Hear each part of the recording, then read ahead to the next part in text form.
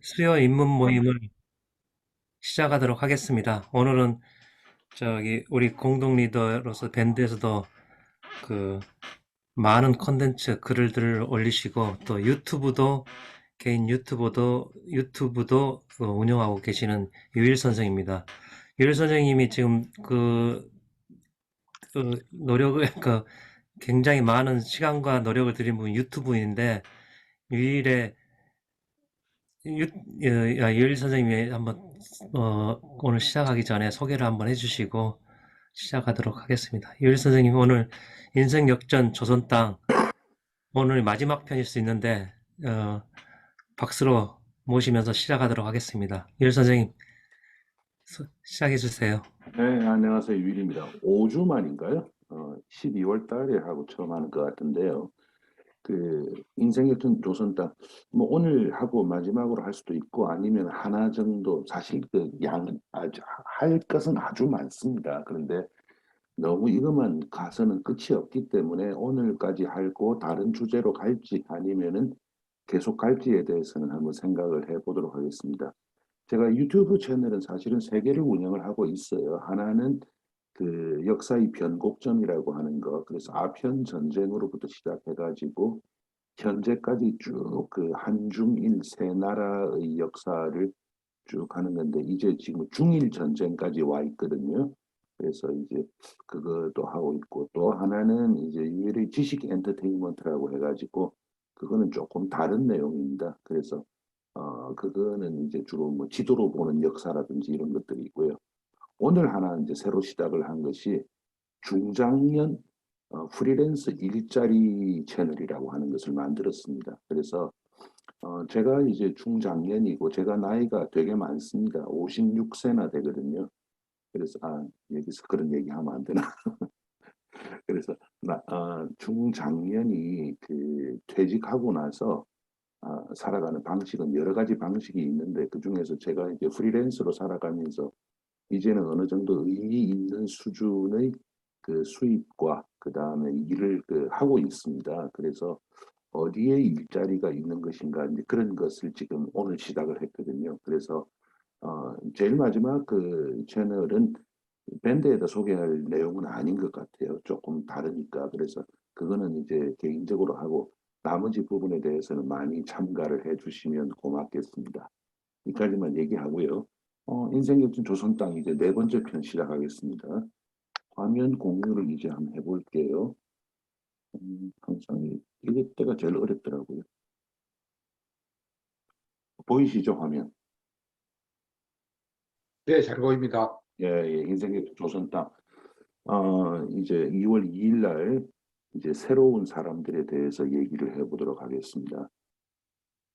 오늘 소개할 인물은 도미타 키사쿠라고 하는 사람입니다. 그래서 지금 이 보면은 어떤 왠지 좀 돈 좀 있어 보이는 할아버지고 왼쪽 가슴에 훈장을 이렇게 주렁주렁 달고 있지 않습니까?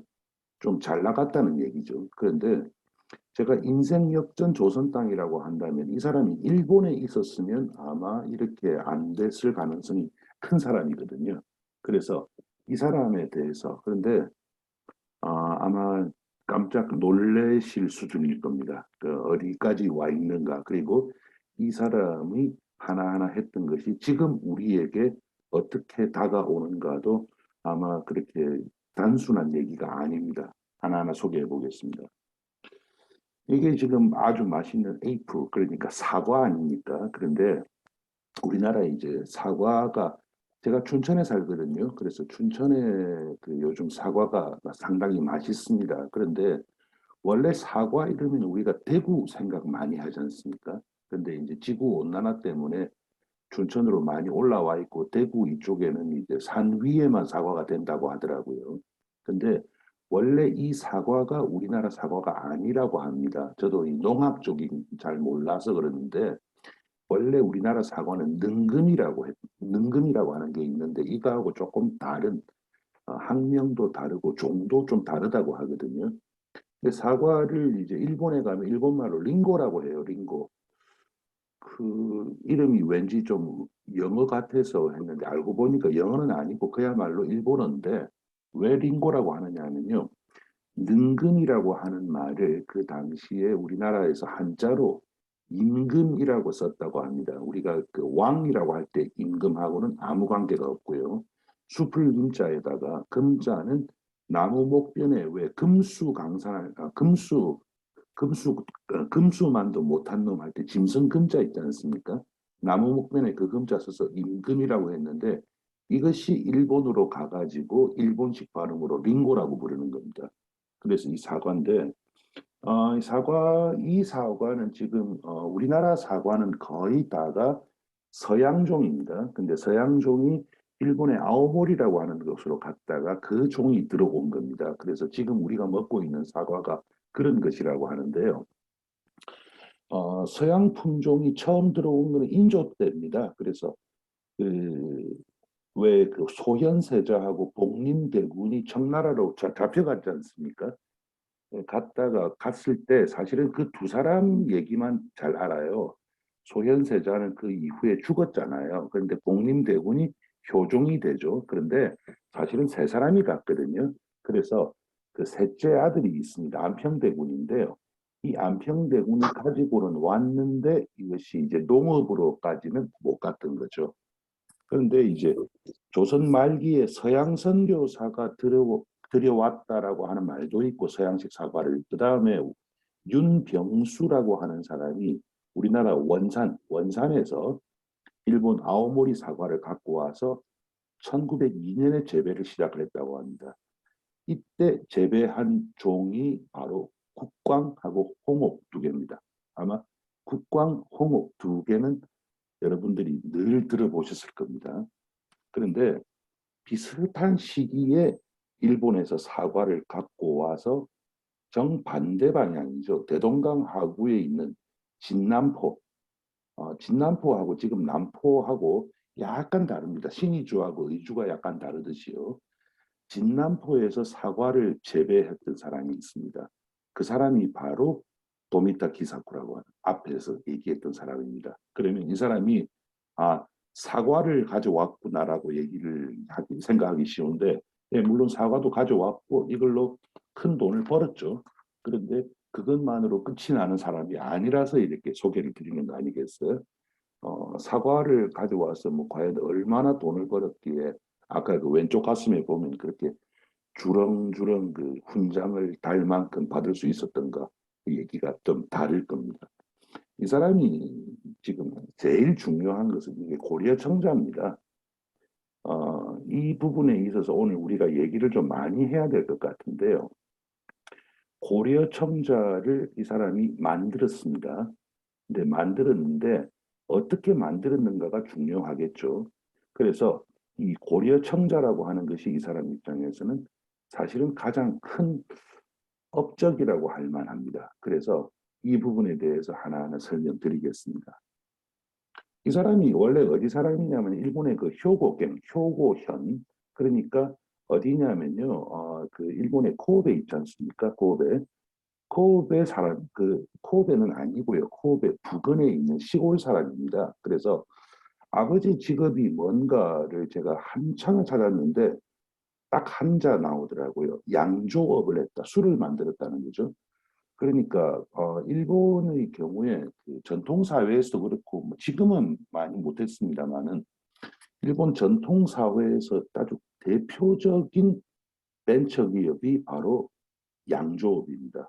그래서 우리나라는 몇 개의 브랜드가 전 그걸 많이 휩싸고 있고 이제 막걸리는 요즘 와서 이제 조금 이곳저곳에서 나오고 있지 않습니까? 그런데 일본 같은 경우에는 어, 지금도 한 지역마다 아주 많은 술이 나옵니다.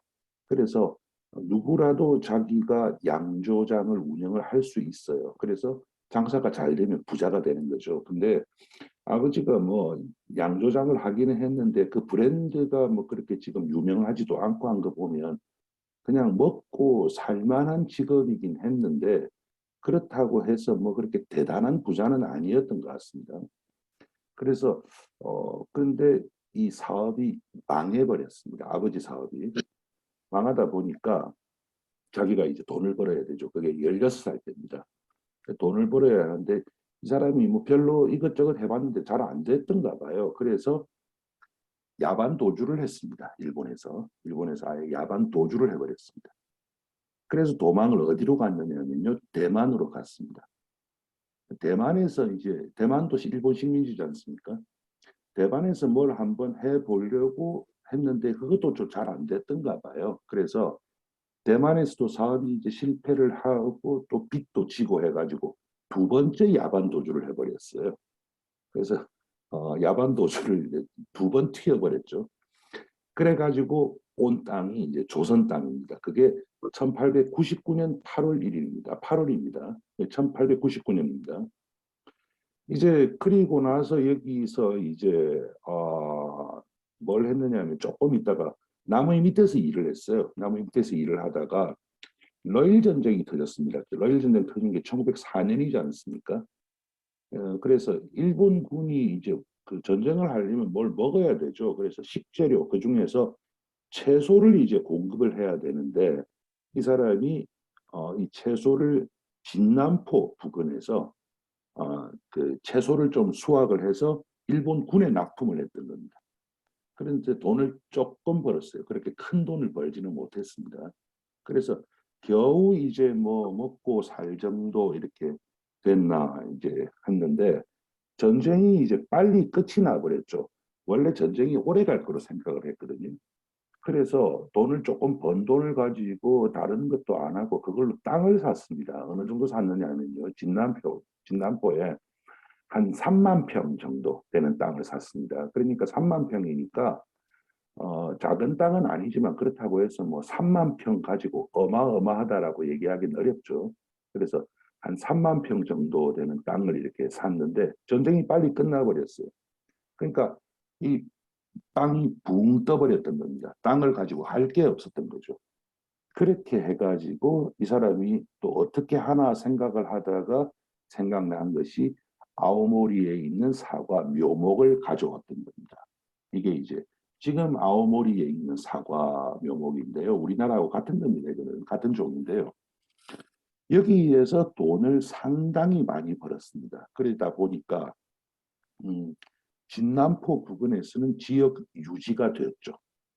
그리고 나서 사과가 일본으로 역수출을 되기도 했습니다. 일본에다가 이 사람은 실질적으로 일본에다가 그 주로 한국에서 조선 땅에서 만든 물건들을 일본으로 파는 것을 가장 큰 비즈니스로 했던 사람입니다.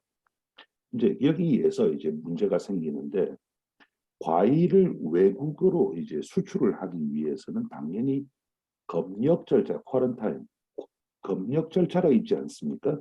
그런데 검역을 하기 위해서는 검역 장비가 있어야 됩니다. 근데 지금은 어떻게 하는지 모르겠는데 그 당시에는 뭐 배양을 하고 해가지고 뭐 어떻게 검역을 했던가 봐요. 이 검역 장비를 이 사람이 일본에서 가져옵니다. 그런데 그 당시에 조선 땅에 검역 장비를 가진 사람이 그 사람밖에 없었던 거예요. 그래서 일단 뭐 그렇다고 해서 전 조선에서 이곳저곳에서 사과 재배를 했으니까 그거를 자신이 다 독점할 수는 없었던 거고요. 단지 이제 진남포 일대에서 나오는 사과는 이 사람이 전부 다 독점을 해버렸던 겁니다. 그렇게 해서 이것을 아주 큰 사과 농장으로 키웠습니다. 참고로 이 사람 고향이 미츠와라고 그 일본의 그 석삼자에다가 우리가 그 더할 화자 그러니까 화합한다 평화할 때 그 화자 있죠 삼화라고 하는 곳이거든요. 그래서 이 자기 농장 이름을 삼화농원이라고 했고 그 이후에도 이 사람은 웬만한 사업을 하면서 거의 다 이 삼화라고 하는 말을 계속 씁니다. 자, 이렇게 하다가 문제가 생긴 게 3.1 운동입니다. 3.1 운동이 터져 버렸고 그 이후로 일본이 조선을 통치하는 방식이 바뀌게 되었죠. 그러면서 일본에서 이 사람하고는 비교도 안 되는 대자본들이 들어오기 시작을 합니다. 그러니까 독점권을 가지고 있을 수가 없죠. 그 중에서 이제 가장 그 강력했던 그게 바로 지금도 그대로 대기업으로 남아 있는데 미쓰입니다. 미쓰이 같은 기업이 이제 미쓰이는 그 하고 부동산 쪽을 많이 했거든요. 지금도 그렇습니다.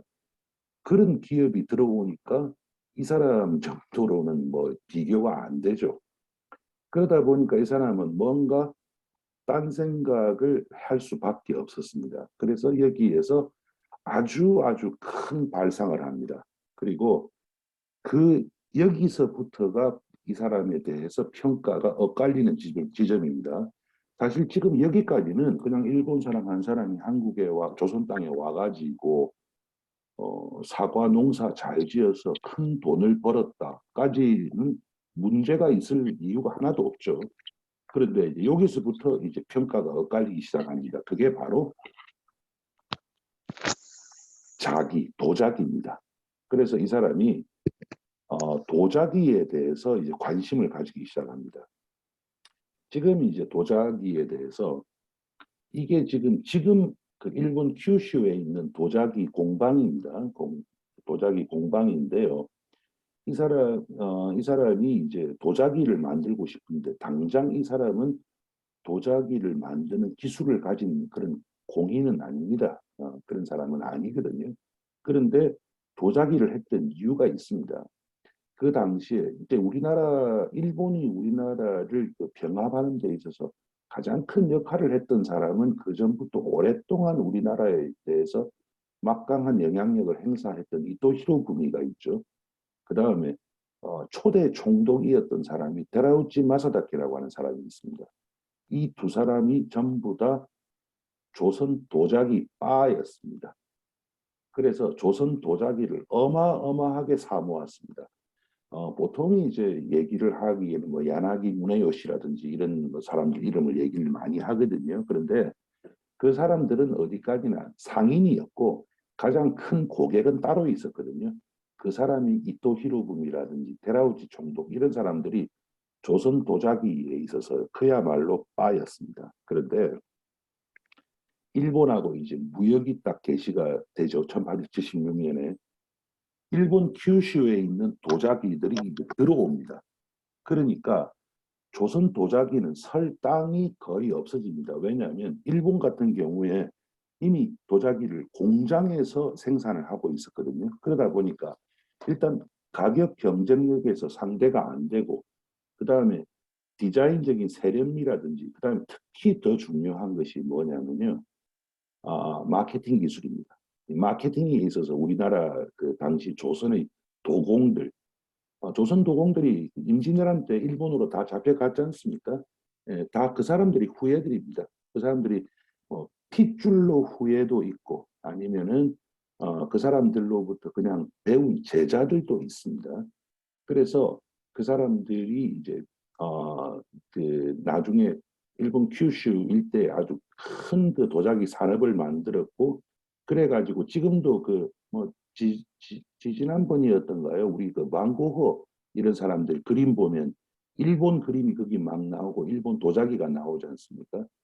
세계적인 인기를 끌고 있었거든요. 일본 도자기가 이제 그랬는데 이때 제일 처음에 이걸 좀 해보겠다 했는데 잘 안 돼요. 왜냐하면 일본 규슈에서 이미 엄청난 사람들이 와가지고 하고 있는데 그게 잘 될 이유가 없죠. 여기에서 발상 전환을 합니다. 도미타 기사쿠가 뭐라고 하느냐 하면 그래 알았다. 고려 청자를 만들어 버리자 이겁니다. 불가능한 거거든요. 왜냐하면 고려 청자를 만들 줄 아는 사람이 없었습니다. 그 당시에 우리나라에. 고려 청자를 만들 수 있는 사람이 없었어요. 그런데 이 당시에 큐슈라든지 일본에서 만드는 도자기는 거의 다 이렇게 백자입니다. 백자. 그런데 이게 지금 보면 참 그 디자인이 애매해요. 이 채색한 거를 이렇게 보면요. 채색은 보면은 어떻게 보면 중국 남종화에서 영향을 받고 또 타치나 이런 거를 보면은 서양 정물화에서 상당히 영향을 받고 있습니다.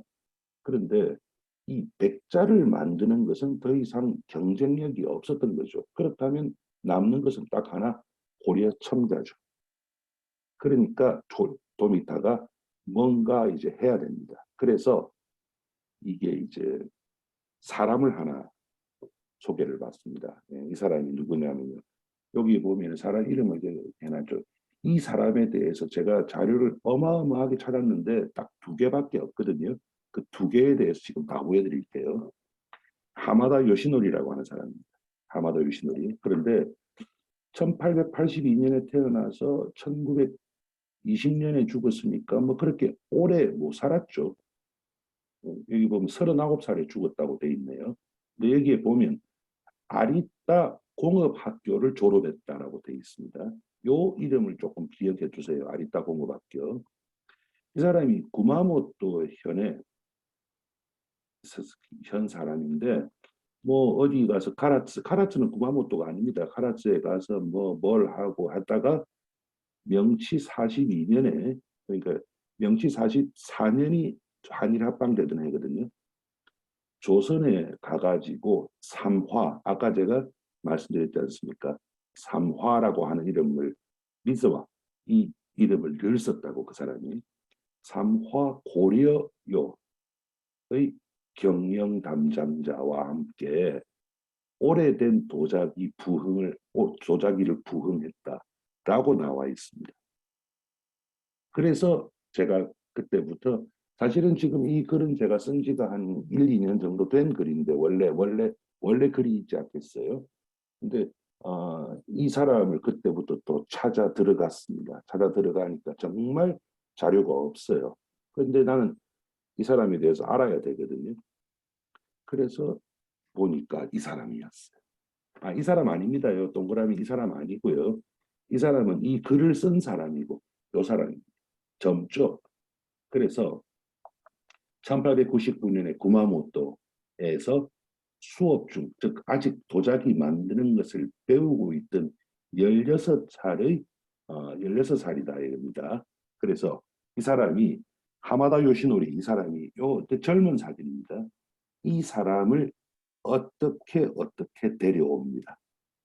어떻게 데려왔느냐면요. 그것도 이런 사람이 있는지는 또 어떻게 알았겠어요. 이 사람이 그 조선 도공의 8대 후손이에요.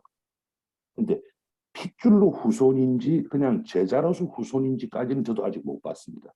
그런데 성을 보면 하마다라고 하는 거로 봐서 아닌 것 같기는 합니다만은 알 수는 없습니다. 근데 왜냐하면 조선 도공들은 일본으로 끌려가서는 최고의 대우를 받았거든요.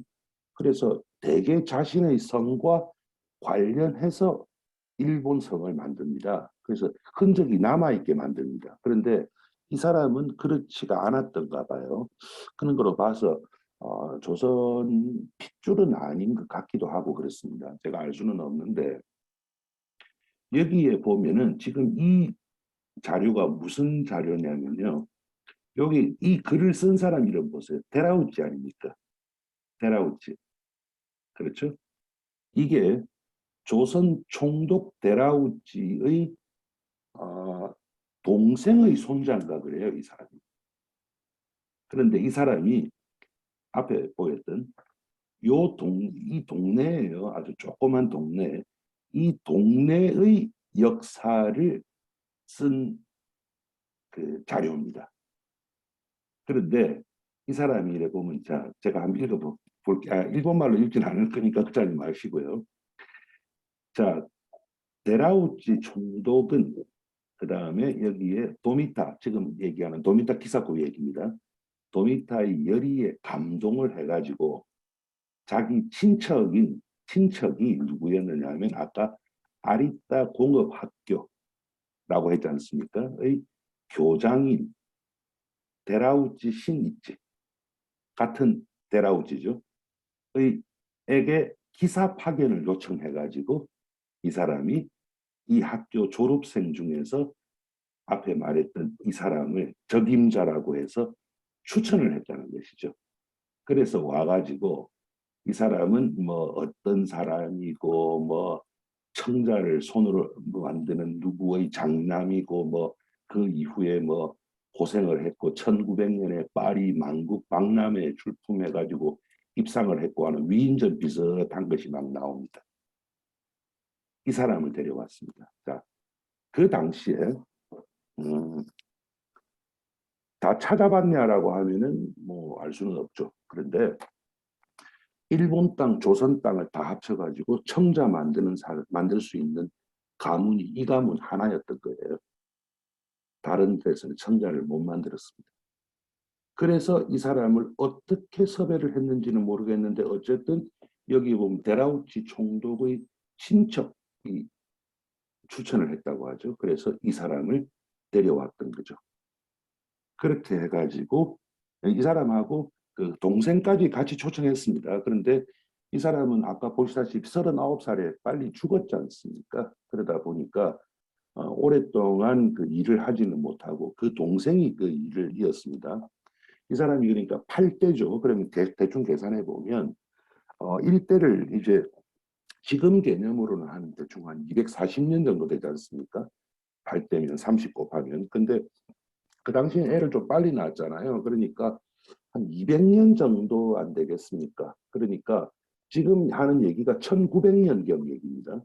그러니까 대충 1650년경에 이 사람들이 그 도자기를 굽기 시작했다니까 임진왜란하고 거의 시간이 일치합니다. 그러니까 이 사람이 그 기술을 이어받았을 수가 있는 것이죠. 가능성이 아주 높습니다. 이 사람들이 이제 조상 대대로 내려오는 기술이니까 당연히 청자를 만들 줄 알았죠. 이렇게 해가지고 도미타 키사쿠가 고려 청자를 복원했습니다. 그리고 나서 대량 생산을 했고 그 밑에다가 뭐라고 붙였느냐 하면 메이드 인 코리아라고 붙였습니다. 그래가지고 일본으로 수출을 하고 그 다음에 그걸 다시 어디로 수출을 했느냐 하면은 중국하고 유럽으로도 수출을 했습니다. 그런데 수출 액수가 얼마가 됐는가까지는 계산이 안 나옵니다. 그래서 그까지는 제가 못 봤습니다. 그래서 이게 상당히 아주 큰 돈을 벌게 됐습니다. 그러니까 이 사람이 제일 처음에 일본에서 한번 빚져가지고 야반 도주하고 그 다음에 또 대만에서 또 빚져가지고 도주하고 한국에 와서 채소 장사하다가 전쟁이 빨리 끝나버리는 바람에 또 별 수 없이 되고 하다가 사과로 돈을 제법 벌었고 그런데 그 사과마저도 힘들어지니까 도자기를 했는데 도저히 도자기 가지고는 장사가 안 되니까 고려 청자를 하자 해서 고려 청자를 했던 겁니다. 그러면서 이 사람이 이제 뭘 했느냐 하면 서울에다가 전시관을 열었습니다. 네, 그리고 그 외에 다른 것도 했는데 그 다른 거는 성공은 했는데 그렇게 큰 돈이 되지는 않았습니다. 그게 뭐냐면요. 그 전라남도에 저기 담양, 담양에 가면 있는 그 바구니 세공, 그 다음에 전라북도에 있는 나전 칠기까지 손을 댔습니다. 그런데 그거는 뭐 성공은 했는데 그렇게 큰 돈이 되지는 않았던가 봐요. 그렇게 해서 아무튼 이렇게 해서 이 사람이 큰 성공을 이제 하게 됐거든요.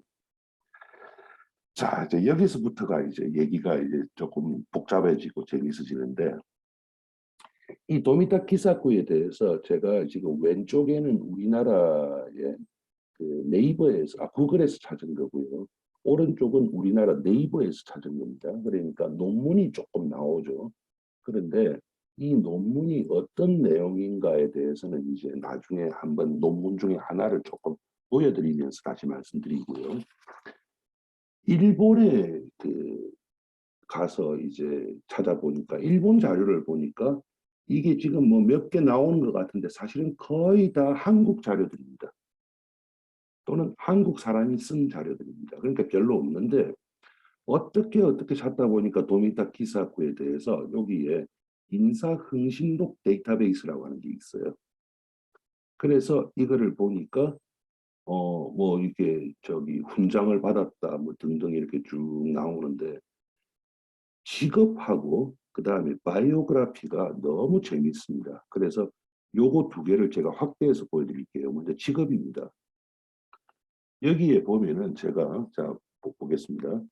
진남포에서 그러니까 그 선박 우종 사업을 했죠. 그 다음에 진남포 물산 시장도 가지고 있었어요.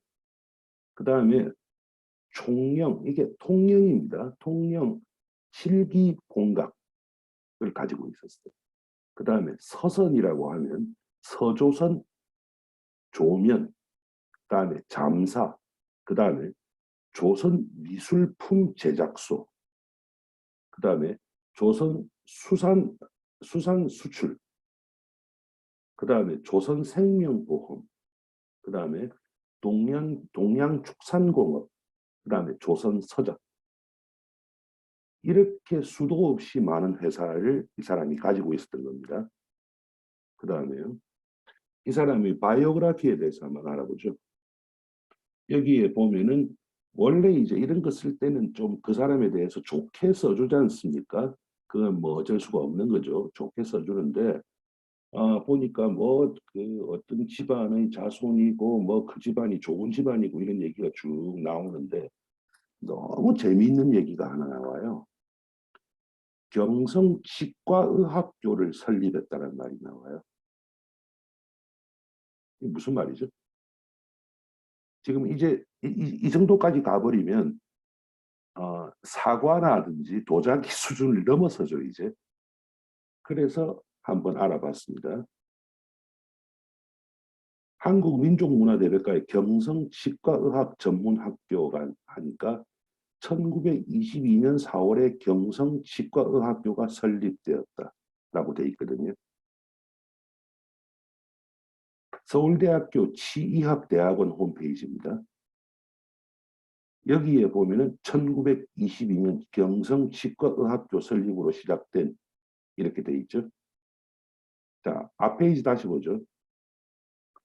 경성치과의학 전문학교라고 밑에 1922년 서울에 설립되었던 사립 치과의사 전문학교라고 되어 있습니다. 사립입니다. 무슨 말이냐? 원래 일본에서는 경성에다가 서울에다가 치과대학을 만들 그 당시에는 이제 치전이죠. 치과대학을 만들 계획이 없었습니다. 그런데 제일 처음에 도미타 키사쿠를 중심으로 해서 몇 사람이 돈을 모아가지고 이 학교를 만들고 있는데 만들고 나서 조선 총독부는 이 학교를 허가를 해줬어요. 그런데 수업 연한 2년이라고 돼 있죠. 그 야간제라고 돼 있습니다.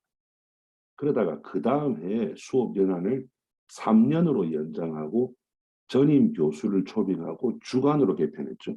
왜 그랬을까요? 수업 연한 2년의 야간제를 졸업한 치과의사는 일본에 가서 치과 개업을 못했습니다. 무슨 말이냐면 치과의사 면허가 없었다는 얘기입니다. 그래서 수업 연한을 3년으로 연장하고 전임 교수도 있어야 되고 주간으로 개편해가지고 이 사람이 이것을 한 사람이 바로 도미타 기사쿠입니다. 그래서 서울치대를 만든 사람이나 매한가지입니다. 물론 지금 보면 이게 일본 자료에는 경성치과의학교를 이 사람이 설립했다고 돼 있죠.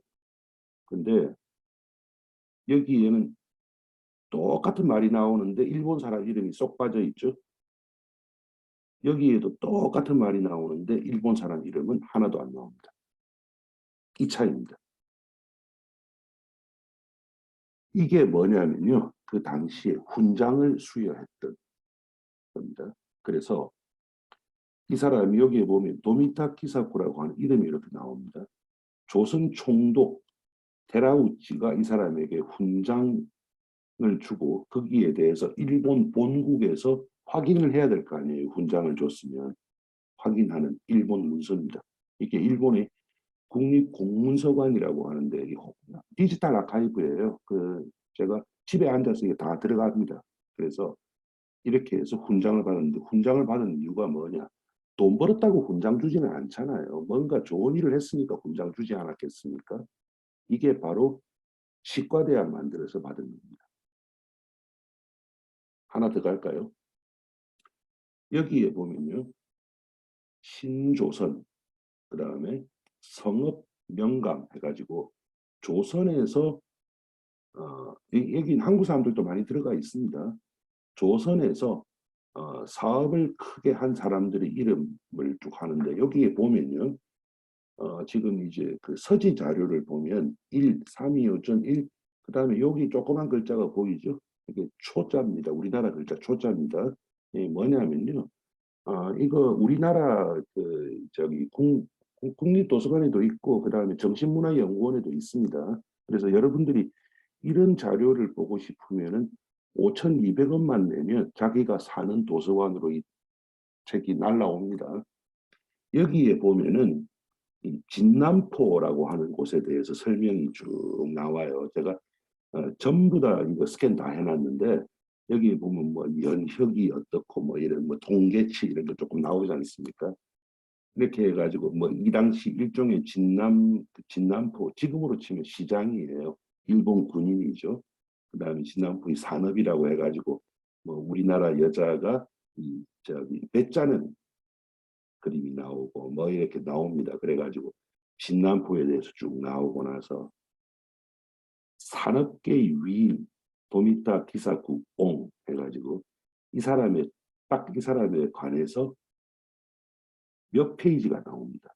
그래서 이 사람이 무엇을 어떤 언제 태어났고 무엇을 했는가가 쭉 다 나옵니다. 물론 이거는 상당히 뭐라 그럴까요? 좀그 각색이 아니고 미화되어 있습니다. 좀 좋게 써야 될 거 아니에요. 일종의 위인전인데 좀 좋게 썼습니다. 그렇지만 어쨌든 이 사람에 대해서 이 보면 계속 나오지 않습니까? 이 사람 한 사람에 대해서 지금 10페이지, 12페이지, 14페이지가 나오죠. 이 사람 한 사람에 대해서 14페이지를 할애야 합니다.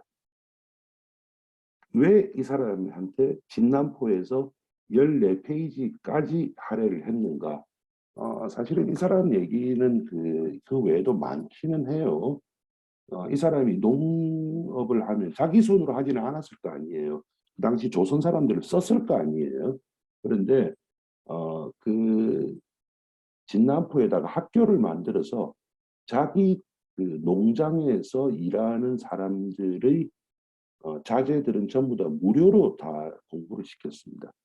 그러면서 뭐라고 했느냐 하면은 너희 아버지 어머니들은 지금 농장에서 일을 하지만 너희들은 잘 돼가지고 높은 사람이 되라라고 가르쳤습니다. 전부 다 무료로 다 가르쳤습니다. 그리고 그게 났을 때 뭡니까 기근 그러니까 가뭄이 들어가지고 흉작이 났을 때는 자기가 가진 돈으로 일본에서 쌀을 수입해가지고 나눠주기도 했거든요. 예, 이게 바로 그때 쌀 수입을 했던 이 헌곡 기은비 해가지고 그 기념 비석입니다. 이 사람은 아들을 워낙 또 큰 돈을 벌었기 때문에 아들들이 다 잘 됐습니다. 그래서 그 아들 중에 한 사람이 이 사람에 대한 일종의 전기를 썼어요. 그래서 기록이 좀 많이 남아 있는 편입니다. 그 다음에 이제 요거는 이제 뭐냐면 그 당시에 일본 황실에서 무슨 그 일종의 제사를 지내는데 그 제사를 지내면 그 참가하는 복물이 있을 거 아니에요. 그 복물을 바친 사람들의 명단을 보니까 그것도 아무나 뭐 바친다고 다 받아주지는 않았을 겁니다. 조선에서 4명이 바쳤어요. 그래서 쌀을 바친 사람이 2사람, 그 다음에 그 잡곡을 바친 사람이 2사람입니다. 그런데 쌀을 바친 사람이 전라북도 옥부에 있는 가와사키라고 하는 사람입니다. 그다음에 경상북도 달성에 있는 최재익이라고 하는 사람입니다. 그다음에 평안남도 진남포에 있는 도미타 기사쿠. 그다음에 함경남도에 있는 김충희. 이 4사람이 일본 황실 제사에다 복무를 바쳤던 겁니다. 그리고 그 당시 조선에서 요 4사람만 딱 받아줬습니다. 대만 전체를 합쳐서 한 사람만 받아줬습니다. 일본 본토는 물론 많습니다. 이 정도로 아주 중요한 인물이었습니다. 이게 이제 그 당시에 이제 조선 공예관 그 경성에 있는 1920년대 조선 공예관이라고 해가지고 고려 청자하고 아까 얘기했던 나전 칠기 같은 것을 상시적으로 판매하는 곳이었고요. 지금 이제 요거는 이제 한양 고려서 판매점 전문 판매점 해가지고 하나 더 냈어요. 예, 요거 남대문에 있던 겁니다. 그런데 이제 여기서부터 이제 두 가지만 제가 말씀을 더 드리고 이제 시간이 다 됐으니까 대충 끝을 내도록 하는데, 이 사람에 대해서 우리나라에서 논문이 뭐 그렇게 많지는 않지만 그렇다고 해서 없지도 않습니다. 제법 있습니다. 그런데 여기에 보면요, 근대기 도미타 키사쿠가 구현한 청자 제인의 메커니즘과까지는 좋아요. 그 식민성 연구에서 엄승이라고 하는 사람이 논문을 썼어요. 그렇게 오래된 건 아닙니다. 이 논문을 읽어보면 상당히 그 많은 자료를 참고해가지고 잘 쓴 논문입니다. 잘 쓴 논문인데, 우리나라 학계는 일본하고 관련해가지고는 언제나 마지막에 한마디 더 붙여야 됩니다. 절대 사실을 사실대로만 딱 얘기하고 못 끝냅니다. 이 논문도 요 바로 앞까지는요, 청자 재현을 어떻게 했는가를 아주 상세하게 잘 쓰고 있습니다.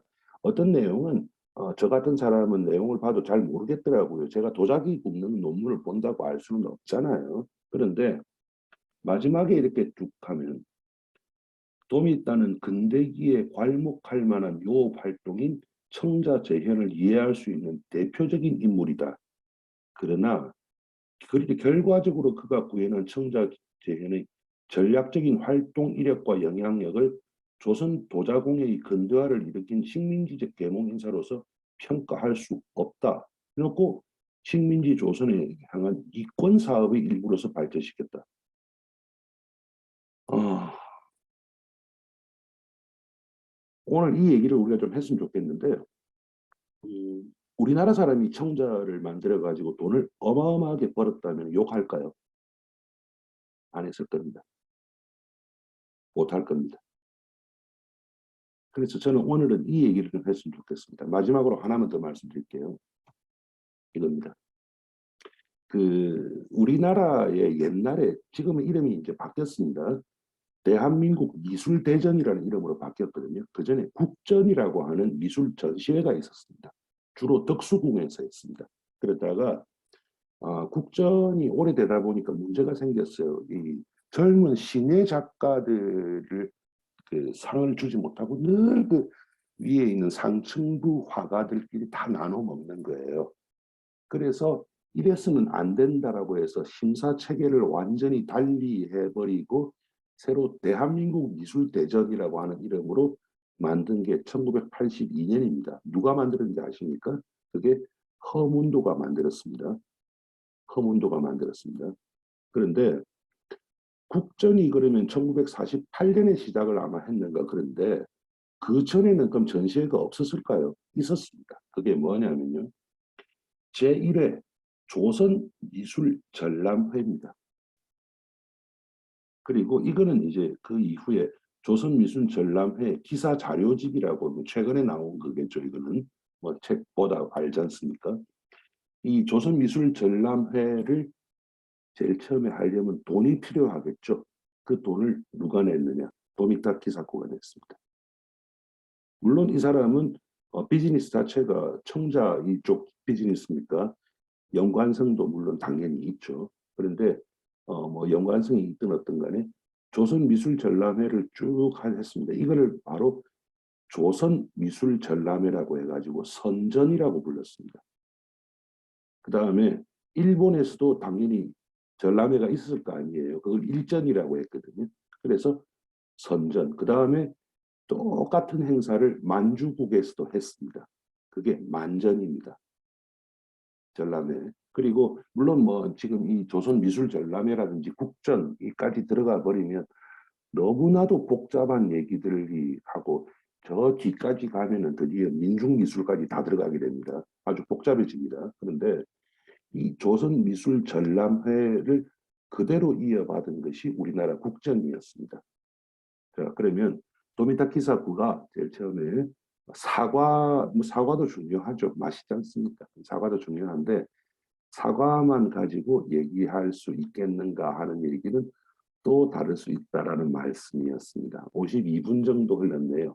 일단 제 얘기는 여기까지만 하고 이제 우리끼리 얘기를 좀 해보도록 하죠. 고맙습니다.